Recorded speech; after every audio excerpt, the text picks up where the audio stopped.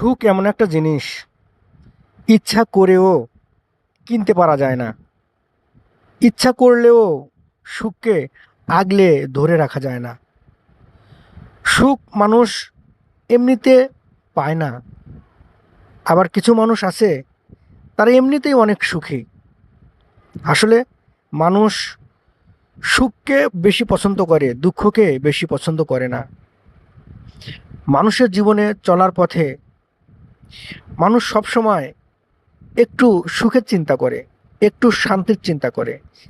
কেউ কখনো দুঃখ, কষ্ট এগুলোর চিন্তা করে না। কেউ কখনো চায় না যে আমি দুঃখ পাই, কষ্ট পাই।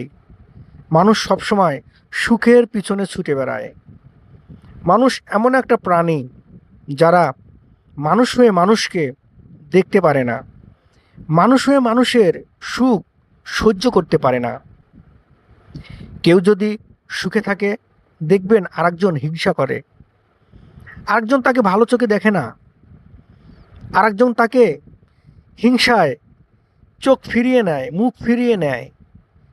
মানুষের সুখ আরেকজন দেখতে পারে না। মানুষের ভিতরে এত হিংসা, এত বিদ্বেষ অন্য প্রাণীর ভিতরে নেই। মানুষ মানুষকে ঘৃণা করে, মানুষ মানুষকে ক্ষতি করে, একজন আরেকজনকে ক্ষতি করার সবসময় চেষ্টা করে।